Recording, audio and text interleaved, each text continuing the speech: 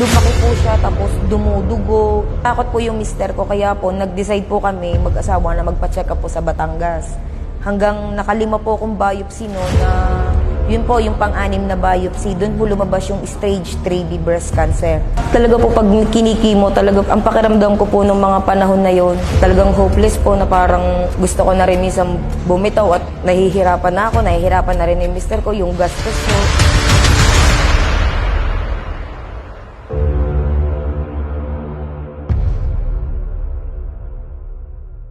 Ako po si Cheryl Ibura, 32 years old, taga-barangay for Tanawan City, Batangas po. Nagkaroon po ako ng stage 3B breast cancer. Way back 2018 po, mayroon po akong nakapa sa breast ko, sa left breast ko na maliit lang po siya na gabutil, parang gabutil ng mais. Naliligo po ako noon. Hindi ko ho siya pinansin. Nag-2019 po, ng parang mga June po noon, bigla po siyang lumaki. Takot po yung mister ko, kaya po nag-decide po kami mag-asawa na magpa-check up po sa Batangas. Tapos almost yung buong 2019 po, check up lang po, tapos biopsy. Hanggang nakalima po akong biopsy no, na ang lumabas pong result ay TB breast daw po. Pagka TB breast po, nag-TB dots naman po ako.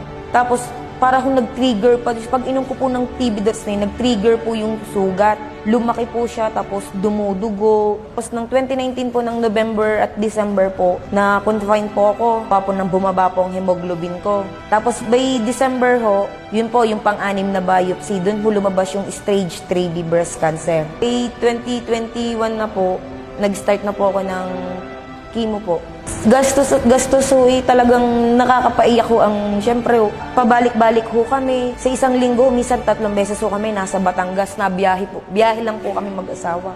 Na madaling araw ho, na biyahe na kami para maaga ho kami sa pila. Mga panahon na po yun ay talagang napakahirap din ho, gawa ng pag hindi po tama yung hemoglobin, confine, 5 days. 5 days kang sasalina ng dugo, gastos, tapos ang asawa ko po, sakripisyo sa trabaho. Talaga po pag kinikimo, talaga ang pakiramdam ko po nung mga panahon na yon, talagang hopeless po na parang gusto ko na rin minsan bumitaw at nahihirapan na ako, nahihirapan na rin yung mister ko, yung gastos. So, dumating na po sa point na humihingi na po kami sa social media sa mga kaibigan namin ng tulong. Tapos po may nakapansin po dun sa post ng mister ko na member po ng Sinner Greens, na tulungan niyo po kami na mabigyan ng Sinner Greens.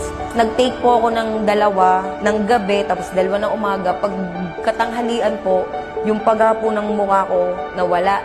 Humupa na po siya. Ang ginawa niya po, pinatry niya rin ho na kung ano magiging side effect sa akin ng product, ng Sinner Greens po. Ay awa naman po ng Diyos.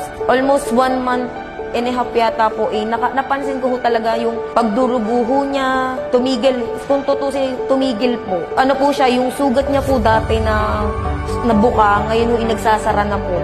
Parang mas gusto ko po yung ngayon kesa po nung dati na nagkikimo ako na halos wala po akong magawa sa bahay, na nakahiga lang. Ngayon ho, nakakapagluto po ako. Sa pagsisilbihan ko po ang aking asawa ng maayos.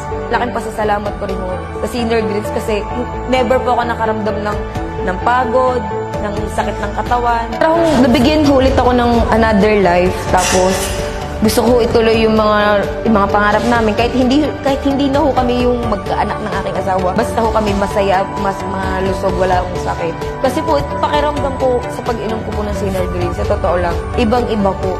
Na parang pag pumunta po ako ng Batangas, baka ho magulat na ho yung doktor ko. Kasi ho, nung talagang nakita nila ako na parang lantang gulay, ay baka ho magtaka sila, baka magtanong kung anong iniinom ko.